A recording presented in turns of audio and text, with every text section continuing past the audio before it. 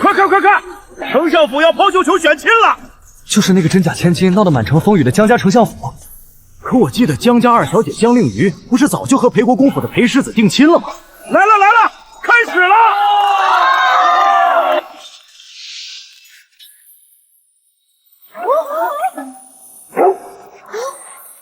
这真千金的绣球竟然被狗叼走了！裴世子不应该接自己未婚妻的绣球吗？怎么接住了假千金的绣球？刚才容嫣的绣球险些被狗咬住，我只得先抢下她的绣球。自从你被认回，她在京中的名声本就艰难。如今你是丞相府嫡女，无人敢笑话你的绣球被狗抢走了。改日再抛一次便是，我定然会好好接住。改日再抛一次。至于容嫣，我既然抢了她的绣球，便要为她的名声负责。日后你们姐妹俩一起嫁我，你为正妻，她为平妻，岂不是两全其美？绣球既然已经抛出，哪有改日再抛一次的规矩？凡是未婚的适龄男子，先找到绣球，到我丞相府提亲者，便是我江令宇未来的夫婿。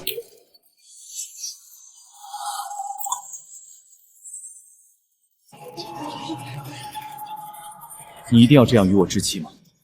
绣球被狗叼走，大家不过当是个笑谈，你重抛一次也在情理之中。你为了赌气，胡乱许诺要嫁给捡绣球的人，到时若反悔，便会被人说是言而无信。你可知这样有多丢脸？抛球前，你指天发誓定会抢到我的绣球，原来你的誓言竟连一条狗都抵不过。君子一言，驷马难追。我虽为女子，却也讲得这个道理。话已出口，我绝不反悔。令瑜，快成亲的人了，怎么还这么孩子气？若捡到绣球的是个瞎子瘸子，难道你也要嫁吗？是，便是瞎子瘸子，我也照嫁不入。诗燕哥哥，你千万不要和妹妹计较，妹妹只是正在气头上说的气话而已。都是我不好，若非我抛绣球的时候失了准头，险些落入狗赌之中，你也不会为了保我的名声而接了我的绣球。谁知竟反倒让妹妹的绣球被狗叼走了。与你无关，本只是一件意外小事。若非江令宇无理取闹横生枝节，也不会闹到如此难以收场的局面。既然你已经抢了江容嫣的绣球，你我曾经的盟誓便做不得数了。这帕子是我亲手绣了送你的定情信物，也该还给我了。江令宇，这是你自己说的，日后若想反悔，再怎么哭求我，我也是不会应你。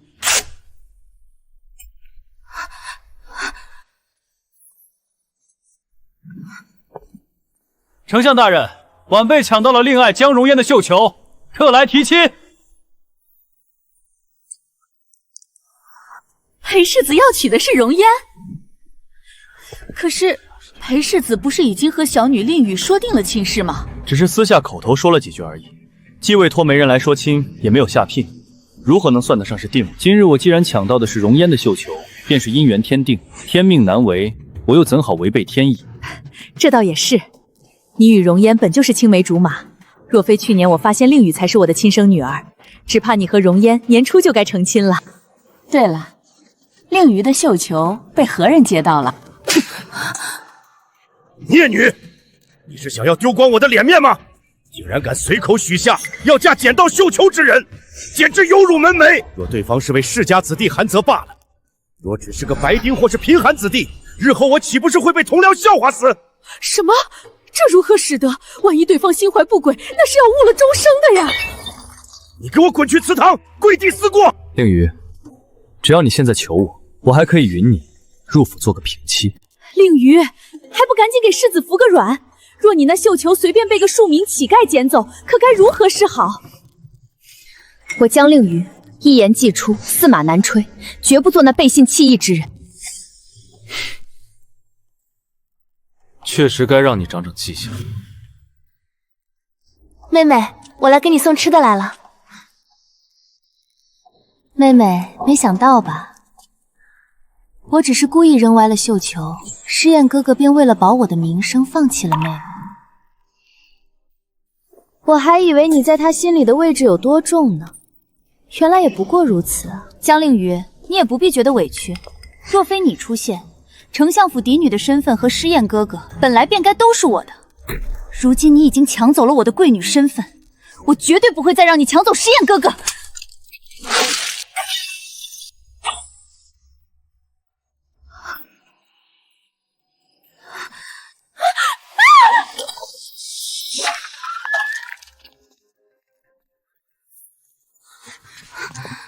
江令宇，容颜好心给你送饭，你为什么要这么对他？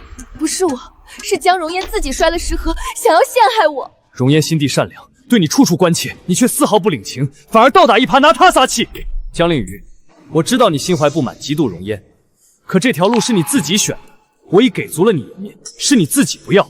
若你现在给容颜道歉，我倒勉强还能给你留个贵妾之位。哪怕嫁与地痞流氓，我也断不入你裴国公府。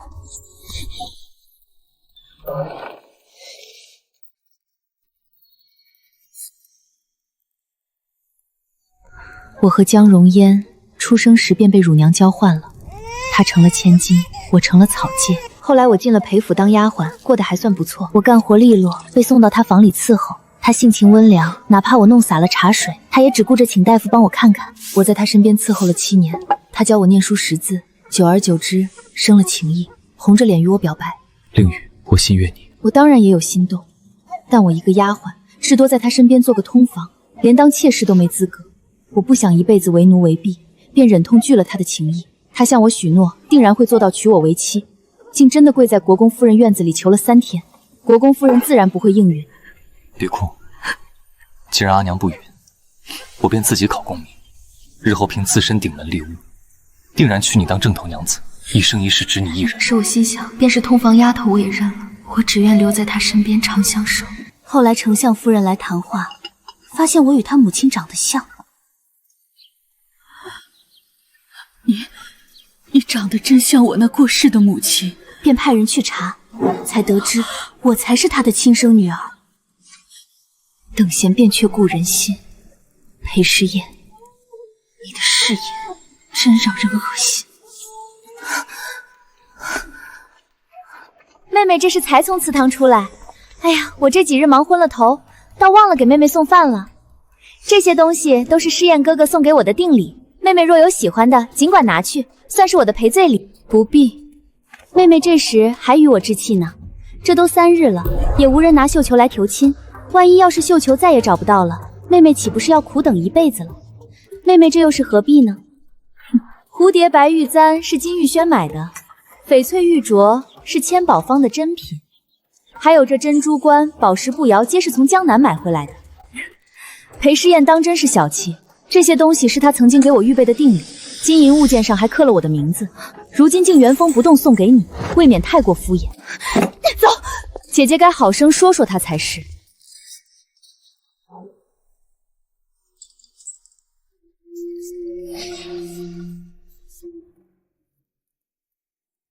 鸳鸯配，既然情丝已断，东西也该还了。少爷，您心里明明最惦记江二姑娘，为什么非要求娶江大姑娘？前些日子我喝醉了酒，要了容颜的清白之身，自然要对她负责任。只是令宇性子倔强，直接和她说，她必然会与我断绝。如今闹成这样，无论是绣球一直无人找到，还是找到之人身份卑贱，丞相府都拉不下脸面收场。到时我再求娶，令宇必然会答应。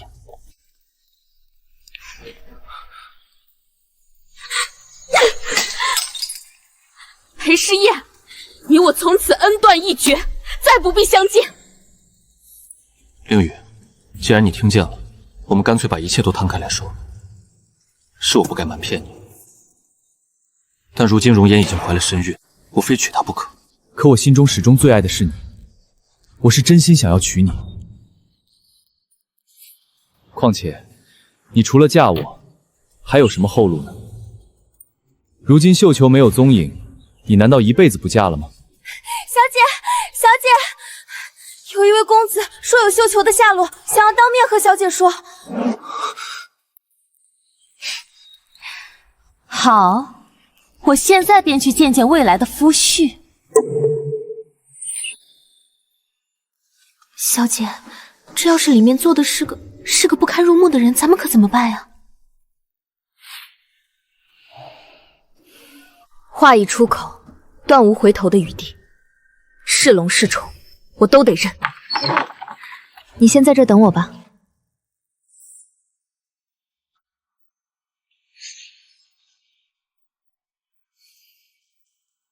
姑娘好。这位公子气度不凡，不知可是公子捡到了我的绣球？不，姑娘误会了，千万莫要如此称呼。你不是提亲之人，在下不过是府中一名管家。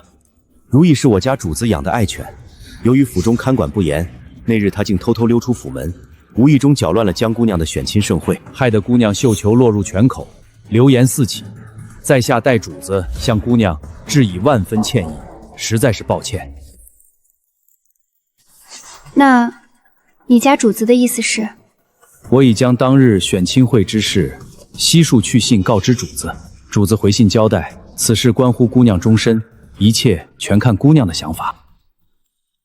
若姑娘觉得这是天定的缘分，愿意下嫁，待主子明日办完公务回到京城，定会备好厚礼，亲自上门下聘定亲。若姑娘另有良人，或者对此事心存顾虑，主子也想好了法子，只需找位年幼女童将绣球送还给姑娘，对外只说是如意贪玩闹出的误会，这样便不会有人议论姑娘的清誉，姑娘自可再寻良缘。若是把绣球拿回来，我有良人吗？良人，在这京城之中，哪还有我的良人？我既然已经在大街上当着全京城百姓的面放出了话，那便不会更改。不知尊公子名姓，家住何处？我家主子是安王，今年20有1。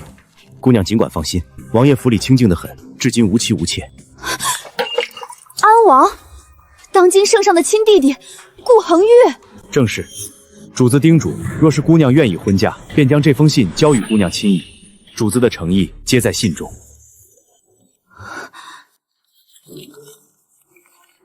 江姑娘，可是有何不妥？安王，竟然是那位小皇叔。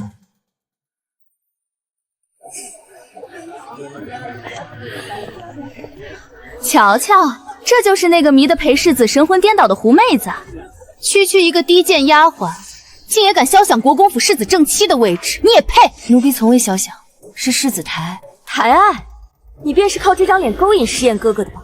只要毁了你这张脸，看你还拿什么去狐媚惑主！这裴府的花开得不错，可惜这赏花的人心肠却毒得跟蛇蝎似的。啊！你是谁？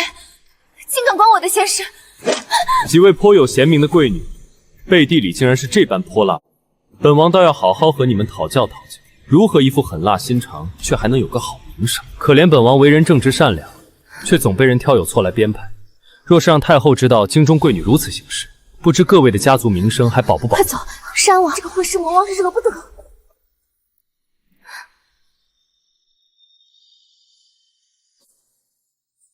擦擦泪吧，一个姑娘家哭花了脸，可就不好看了。谢王爷。那时候我只知道他是个好心人，没曾想后来身份变了，竟又遇上了他。妹妹，你瞧我这记性，刚才把送给太后的寿礼落在偏殿了。你先顺着这条小径往前走，尽头就是御花园的主会场，我去就回。姐姐，这路瞧着生僻，不如我陪你一起回去拿。怎么，连姐姐的话都不听了？如今你才是嫡女，若是去晚了，让贵人们久等，丢的可是丞相府的脸面。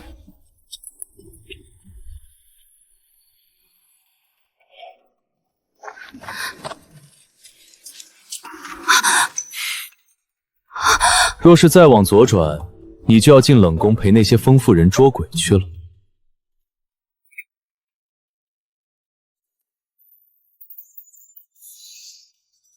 安王殿下，臣女迷路了。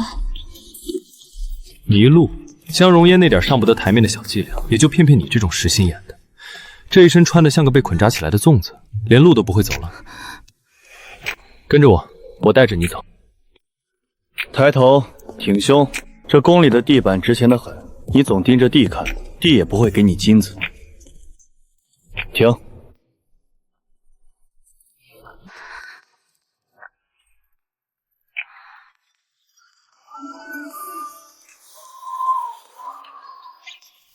别人若是戏弄你，你就直接撞回去。天塌下来有丞相府顶着，丞相府顶不住，不是还有本王吗？看好了，每一步要稳，裙摆不动，珠翠不乱。跟着本王的节奏。若能嫁他，日后相敬如宾，总好过在那泥潭里挣扎。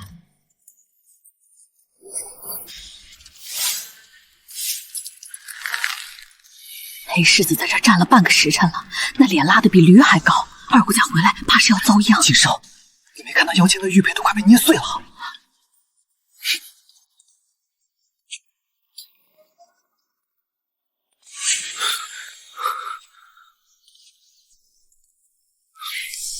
江令宇，你还知道回来？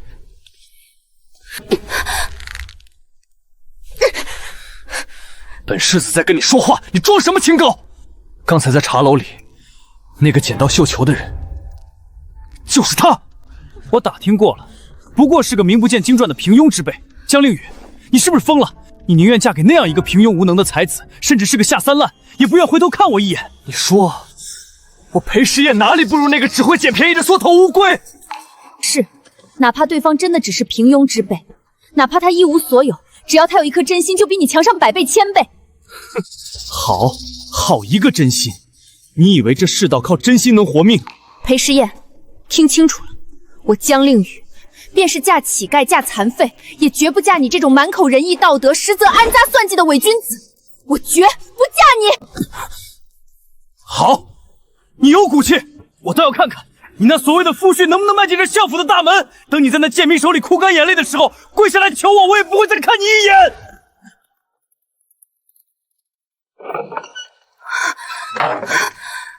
小姐，你的手腕，那裴世祖下手也太狠了，他这哪是求娶，分明是要命啊！拿药膏来吧，顺便把灯调亮些。江姑娘亲启，见字如面。本王受皇兄之托，正于京外督办一桩紧要皇差。此地山高水长，虽公务繁杂，然心中时刻记挂绣球之约。待此件事了，本王定快马加鞭，踏星辰赶回京城，绝不叫江姑娘久等，亦不令那些流言蜚语伤你半分。本王尚有疑问，还请姑娘深思。此番婚约，姑娘是否出自真心？若你愿嫁，我顾恒玉立誓，此生必然真心以待。日后安王府内里府外，皆由你一人做主，本王绝不智慧。本王虽性情骄纵，却也懂得尊重二字如何写。若姑娘要点头之意，明日便是本王登门之时。小姐，这信上写了什么？莫不是那位王爷要反悔？不，他没反悔。他问我是不是真心想嫁，还说以后王府里我说了算。竟想不到，最后给我这份尊重的，会是只有几面之缘的安王。小姐，老爷和夫人在前厅候着您用早膳呢，催了好几遍了。去回了爹娘，就说我身子不适，不去了。二小姐，老爷撂下狠话了，说您要是再推拒，他便亲自过来请您过去。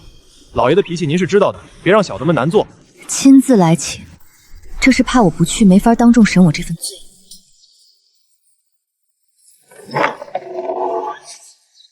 走吧。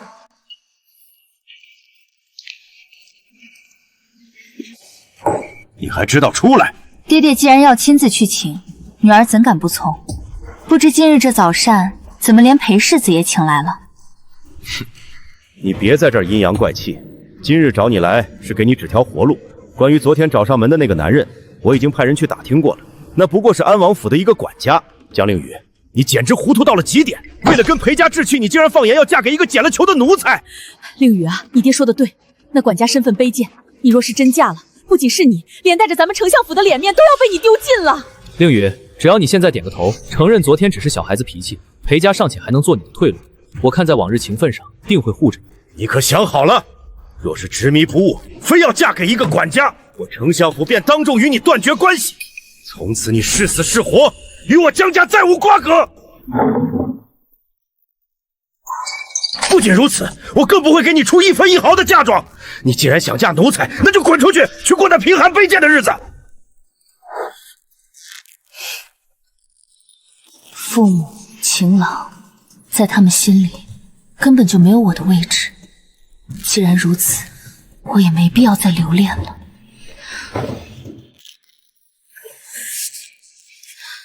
多谢爹娘的生育之恩，女儿身无长物，仅有宫里贵人赏赐的那些节礼，如今全部留在丞相府，也算还了这1年多在府中的吃用开销。我孑然一身而来，如今不带一物离开。从此以后，我与丞相府断绝关系，死生不相干。给我拦住他！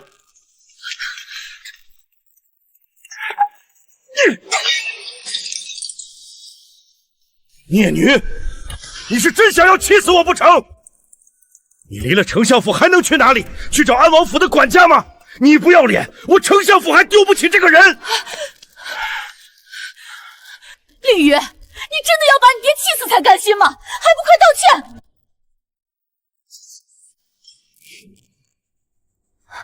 妹妹，你这是要为了一时义气，连爹娘都不要了吗？令宇，我再给你最后一次机会，只要你现在服个软，正妻之位依然是你的。你难道真的想要嫁给区一个管家吗？老爷，老爷，门外有人拿着绣球来提亲了。好，好，好！这庸碌蠢人竟然真的敢大摇大摆的上门求亲，打量着想要高攀我丞相的富贵是吗？看我不给他打出去！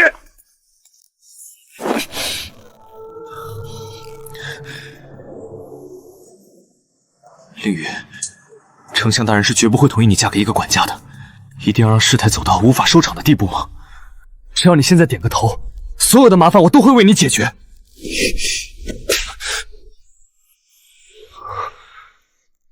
裴师宴，不要说的你自己好像救世主一样，纡尊降贵的为我解决麻烦。你贪心多情，为了江容颜不惜故意算计我，如今这个情况你没有料到吗？妹妹，你怎么能打师宴哥哥？这一切都是我的错。你要是心里有怨气，便冲着我来吧。既然你这么说了，我自然要满足你。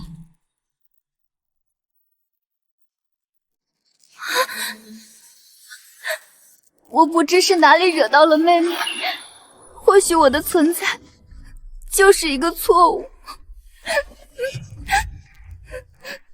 石燕哥哥，容颜福薄命贱，不配嫁给你，你只娶了妹妹便可。我当个丫鬟，日后给你和妹妹端茶倒水，便心满意足了。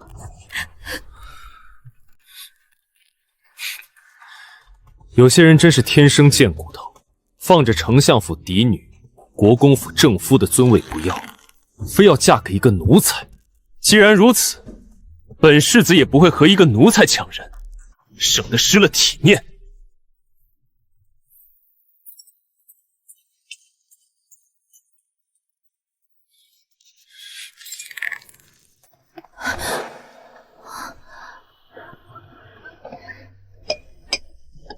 王爷，您请用茶，这可是老臣珍藏多年的上好春茶。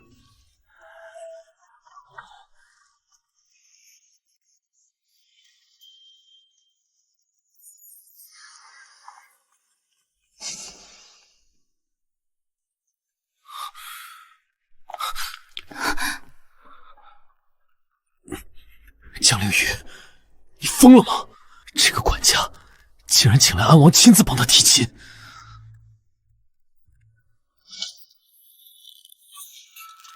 想来他是打定主意不让丞相悔婚。你既然厌恶我的心计谋算计，又怎能接受被一个攀高枝的管家如此算计？不要再执迷不悟了，如今我还可以豁出去救你一回。只要我开口，安王总会给国公府几分面子。一旦下聘定亲，便是再无转圜余地了。到那时，你哭都找不到地方。救我，裴师宴，你口中的救，不过是想把我从一个笼子传进另一个笼子。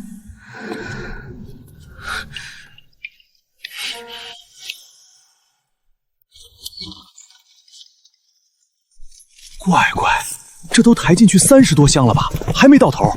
你看那箱子缝里露出来的，那是南阳的云缎吧？1匹值100斤啊！不是说江二姑娘的绣球被狗叼走了吗？这到底是哪位豪横的主来提亲？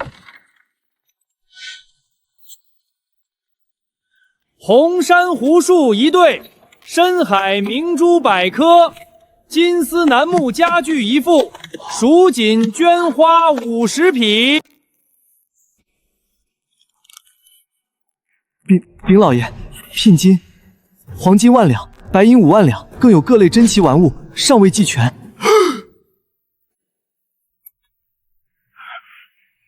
安王殿下，老臣这厢受宠若惊了，只是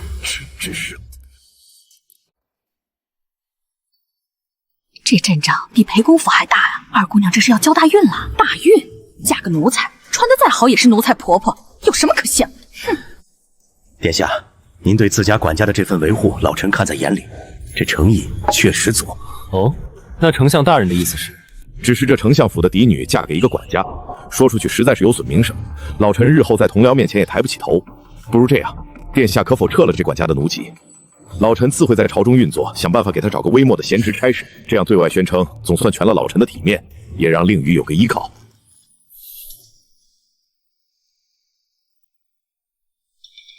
丞相大人，你方才说什么？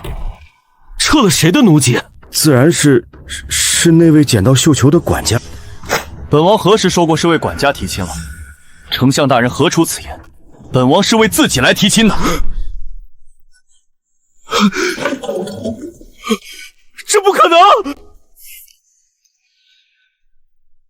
怎么，本王亲自来提亲，倒是委屈了你丞相府。王爷，您说真的？您要娶令玉，这真是天大的喜事儿！是老臣老眼昏花，老臣罪该万死。若是王爷亲迎，那令宇便是安王妃，这哪里是损名声，这是天大的荣耀啊！这不可能！裴世子何出此言？觉得本王在诓你不成？当日抢走绣球的狗是外邦贡品，全京城仅此一只，乃是皇兄亲赐予我。你若是不信，大可以去皇宫问问。是臣失言了，请安王殿下恕罪。误会都是误会，殿下莫怪。此时最重要的便是令宇的婚事。安王殿下今日既然带着聘礼过来了，不如就将此事说定。且慢，方才早膳时，丞相大人已经与我断绝父女关系，如今我的婚事也不必由丞相府插手。那只不过是气话，亲生父女之间难道还要记仇吗？令宇，你是娘身上掉下来的一块肉，爹娘焉能真的与你断绝呀？令宇，爹也是为你好，怕你所嫁非人，才说出那些狠话激你。如今捡到绣球之人是安王殿下，你得了好姻缘，爹自然心里踏实了。你且想想，若是你真离了丞相府，你该从何处出嫁，又哪来的嫁妆？这便不劳丞相大人操心了。既然本王未来的王妃不认你这个爹，本王自然要夫唱妇随，恐怕本王也不能认你这个岳丈。来人啊，将聘礼全部抬回去。是。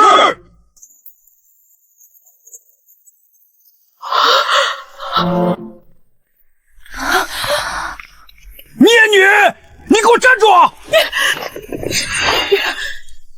王爷仪仗，闲人退避。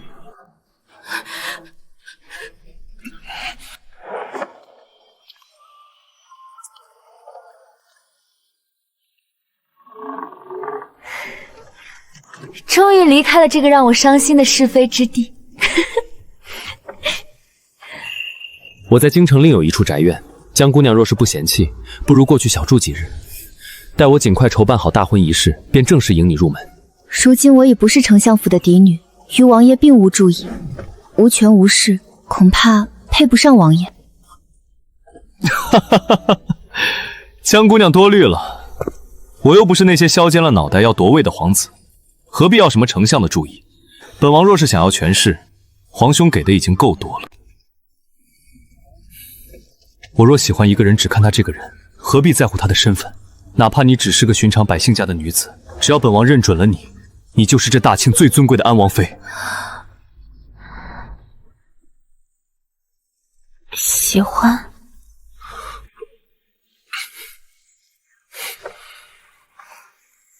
既然如此，便全由王爷安排吧。这处院子是我早年间置办的，一直空着，你且安心住下。这里的下人都是我的心腹，没人敢给你脸色看。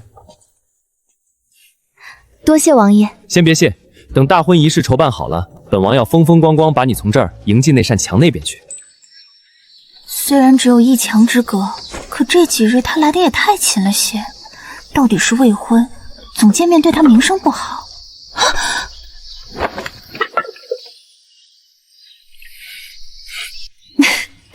王爷，你这是唱的哪一出？江姑娘不是说婚前不宜过多见面吗？我想着，只要我蒙了脸，咱们就不算见面。江令宇，本王现在是蒙面歹人，快接了这赃物，饶你不死。王爷贵为千金之躯，竟干这种爬墙的勾当，就不怕皇上知道罚你？皇兄忙着批奏折呢，哪管得了我？再说，为了跟自家媳妇说话，爬个墙怎么了？若是裴世燕，哪怕在最情浓的时候，跟我说话也总是端着那副高人一等的世家傲气，言语间尽是恩慈。王爷，你慢些。怎么样，糕点还是热的吧？很香。王爷，明天还来吗？只要你喜欢，本王天天在这儿给你送糕点。听说了吗？丞相府那位二姑娘根本不是被秀秀选中的，是跟安王早有了私情。怪不得呢，我就说那绣球怎么偏偏落进王府的狗嘴里，原来是演了一场好戏。听说在府里就不安分，还没出嫁呢就有了苟且。丞相大人嫌她玷污门白，连嫁妆都没给，直接乱棍轰出府了。这种淫乱之人，安王竟然也敢要，真是色令智昏呐！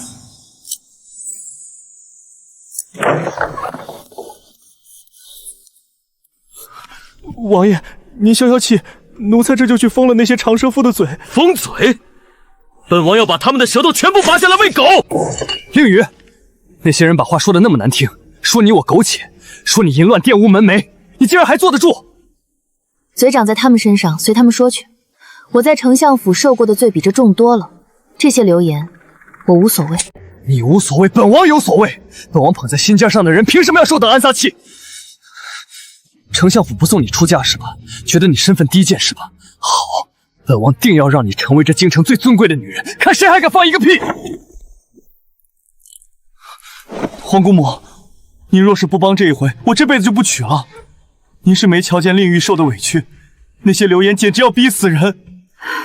你这性子，竟也有为了个姑娘求到本宫这里的一天。她值得，皇姑母，求您了。去安王别院传本宫的话，本宫对江家姑娘一见如故，请她明日过府一叙。江姑娘，长公主殿下邀您明日入府小住。殿下说了，与姑娘缘分不浅，欲收姑娘做养女，不知姑娘意下如何？请你转告长公主殿下，我会按时赴会的。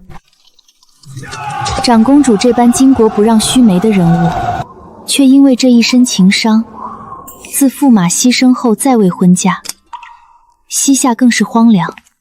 如今她竟要收我做养女，本宫认女儿，那是全京城的大喜事，这认亲礼必然要大操大办，断不能让人看清了你去。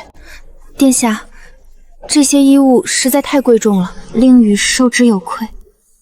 还叫殿下？既然要入本宫的名下，便该改口了。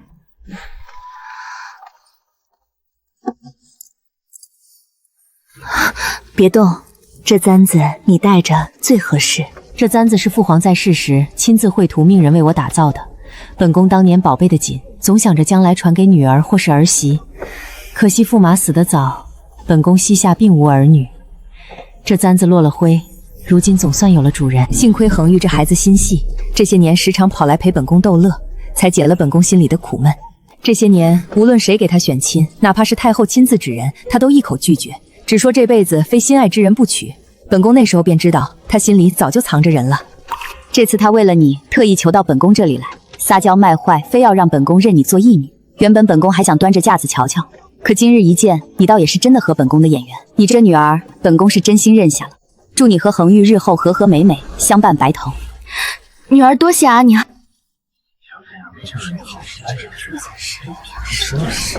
你们可听说了？长公主这养女神秘的很，不知是何方神圣能入得了这位的眼？谁知道呢？能让长公主亲自出面认亲，来历定然不简单。不知为何，我这心里总觉得慌乱的紧。长公主到。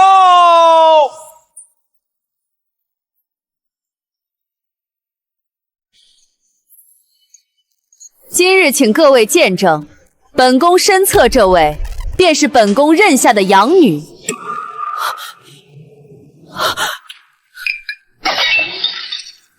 娘，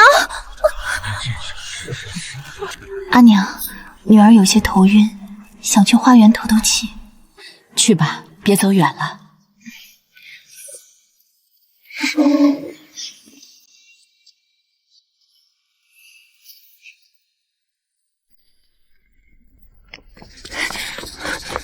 江令瑜，凭什么你这么好运？我好不容易把你从相府挤兑走，你竟然又攀上了安王和长公主，就连娘和诗燕哥哥也跟丢了魂一样，日日惦记你。你到底使了什么狐媚手段？跟这种只会怨天畏人的人说话，多说一个字都是浪费口舌。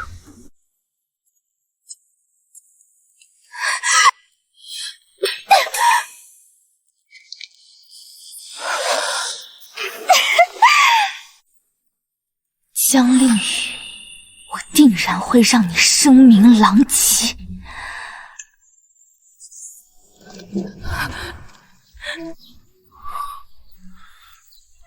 妹妹，都是我不好。如果打我能让你消气，那我绝不会还手。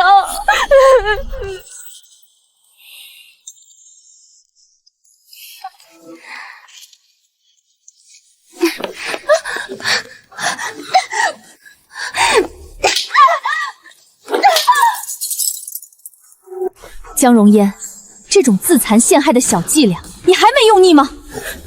从前我不愿和你计较，你真以为我是个傻子，只会被你耍得团团转吗？看清楚了，自己打的和别人打的，到底有什么区别？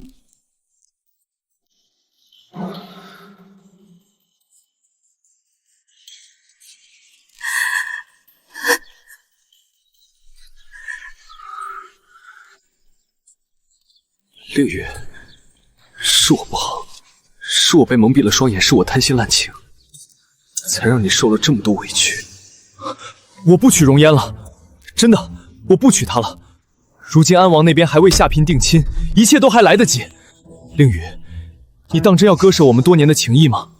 回到我身边吧，我定会千倍万倍补偿你。令宇，娘真的错了，是娘猪油蒙了心，竟然信了他的鬼话。你是娘身上掉下来的肉啊！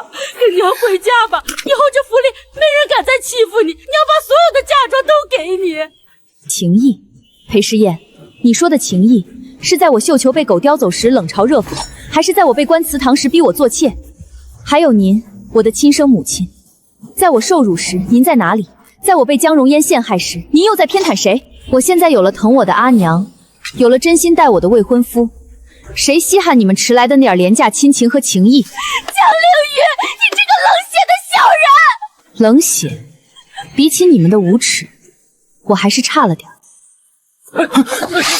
那些曾经像枷锁一样困住他的东西，在这一刻悉数崩塌。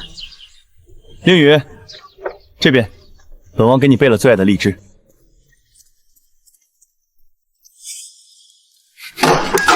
本王捧在心尖上的人，他们竟敢在那大庭广众之下合起伙来恶心他！回王爷，那江荣烟自残陷害不成，反被江二姑娘拆穿。可那丞相夫妇和裴世子，竟还有脸在众目睽睽之下谈什么多年情谊，想要强留姑娘。情谊？当初他被卖进裴府当丫鬟的时候，怎么不谈情谊？绣球被狗叼走的时候，怎么不谈情谊？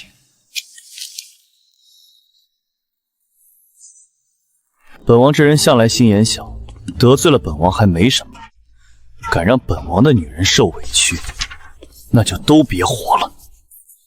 传信下去，这份证据连夜递到皇兄案头，本王要让这丞相府见不到明天的太阳。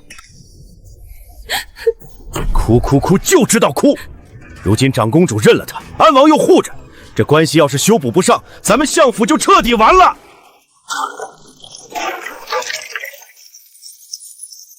老爷，不好了，抄家的来了！抄家？谁敢抄本相的家？圣旨呢？罪臣江氏贪墨巨款，受贿证据确凿，皇上有旨，即刻抄家，剥去官服，查封家产。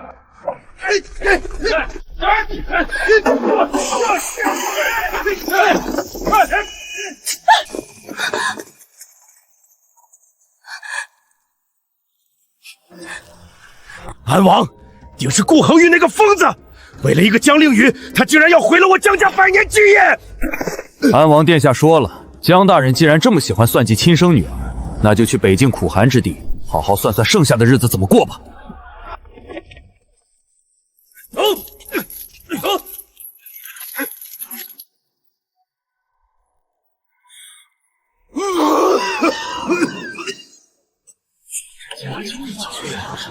哎，你们瞧瞧，这可是金方堂流出来的方子，指名道姓是给相府那位江荣烟开的养胎药。什么相府？现在那是罪臣之家，那江荣烟还没出阁吧，肚子就大了，这还用问？跟裴国公府那位世子爷早就有风流债了，听说是在花园里就……裴诗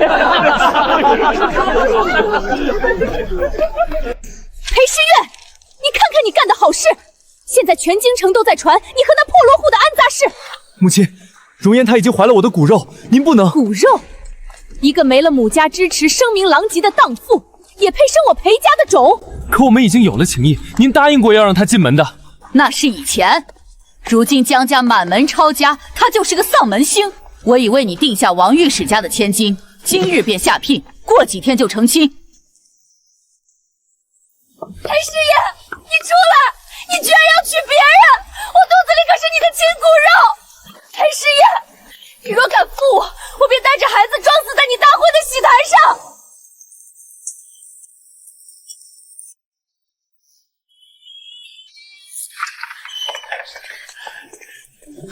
你们干什么？我是世子的女人，我怀着世子的孩子。夫人说了，这孩子福薄，留不得。江姑娘，请吧。李成送入洞房。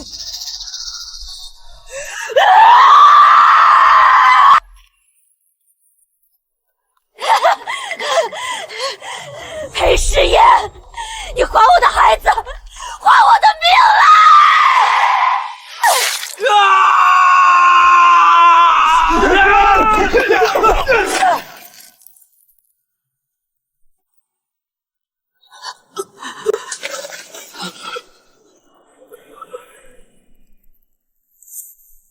令宇，大快人心！那江荣烟疯了，当街刺杀裴诗燕，已经被乱棍打死了。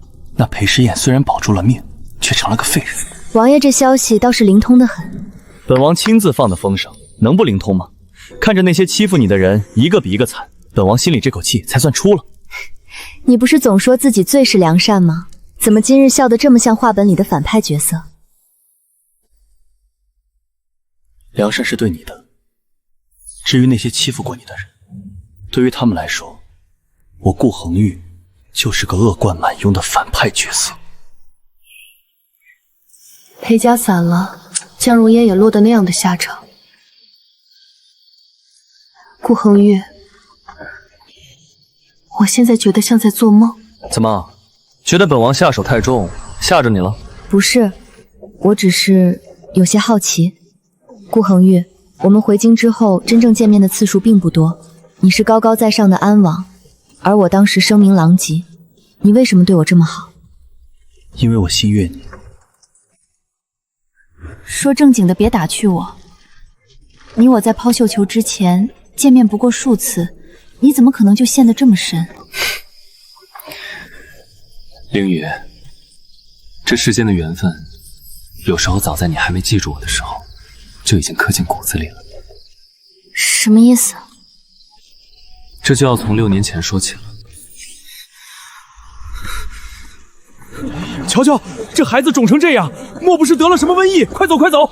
就是，别沾了晦气，长得跟个大猪头似的，真恶心。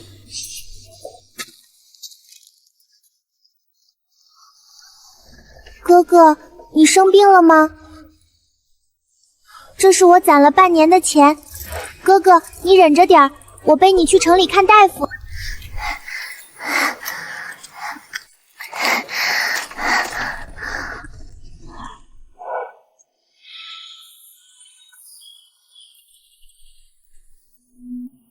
只可惜，等我醒来之后，大夫说送我来的小丫头已经不见了。我找了你很久，原来是你。直到我在裴公府里再次见到你，你那时在裴诗宴院子里伺候，我一眼就认出了你。那时候我只觉得那个过敏病重的哥哥可怜，从未想过他竟是高高在上的亲王。既然你认出了我，为什么当时本想是争一争，去向裴家要人，却得知你与裴诗言情投意合，甚至到了谈婚论嫁的地步。你绣球选亲时，我其实根本不敢去，我特地避开接了皇兄出城办差的苦差事，就是怕自己坐在台下看着你把球扔进裴诗宴怀里，我会忍不住去抢亲。可谁能想到，如意那傻狗竟然立了大功，他搅乱了全城的选亲。这就是良缘天定，连老天都觉得我们更配。这球啊，注定是要落在我顾恒玉手里的。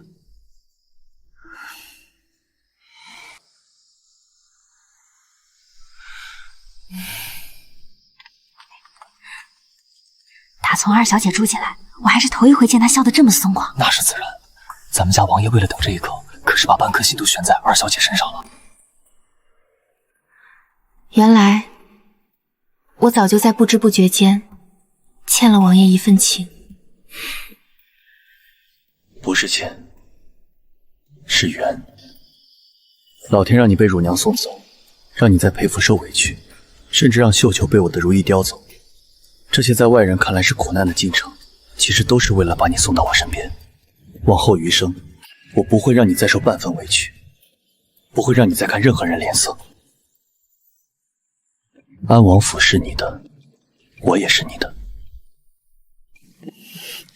从前在裴府做丫鬟，我盼的不过是一口饱饭，一丝温情；任回丞相府，我盼的是父母疼惜，情郎真心。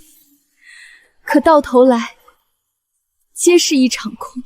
唯有你，从6年前的萍水相逢，到如今的倾心相待，顾恒玉，你是第一个把我放在心尖上宠着，给我这份偏爱与尊重的人。我信你。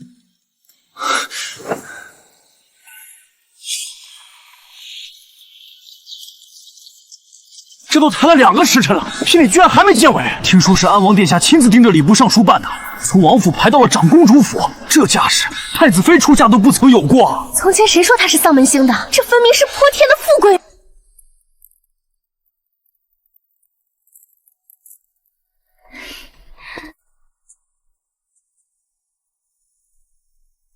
令宇，你放心，有本宫在，谁也不敢欺负你。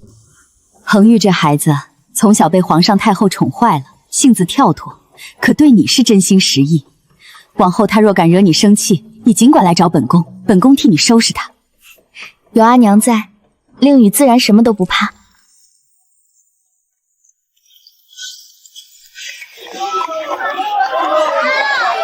是阵仗，安王殿下当真是把半个国库都搬出来迎亲了吧？谁能想到，几个月前还是那个被狗叼了绣球，连家门都进不去的落魄二姑娘，如今成了长公主的嫡亲养女，安王的心尖宠。哎，这就叫大难不死，必有后福。那丞相府和裴公府现在怕是肠子都悔青了。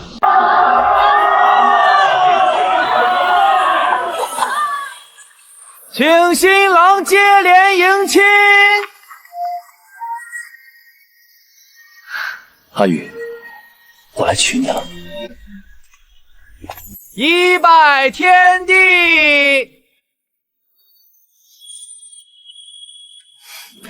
殿下，这还没到夫妻对拜，手得先松松。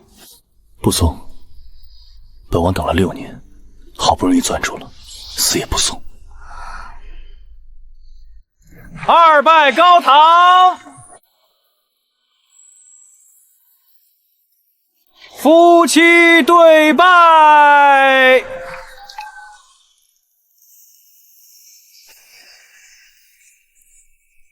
李成送入洞房。好。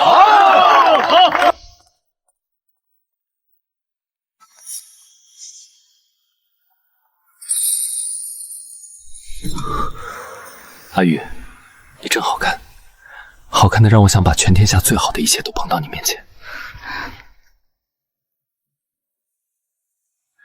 这东西沉，压坏了本王的心头肉，本王可要跟礼部那些老头子没完。阿玉，喝了这杯酒，我们便是一生一世的夫妻。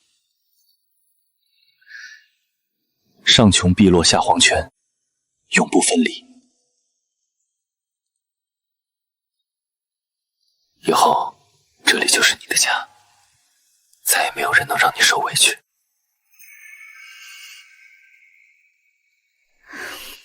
好，辗转浮沉半生，尝遍人情冷暖，总算寻得一处可安心停靠的港湾。往后不必强撑锋芒，不必独自逞强，往后岁岁年年，皆有良人相伴。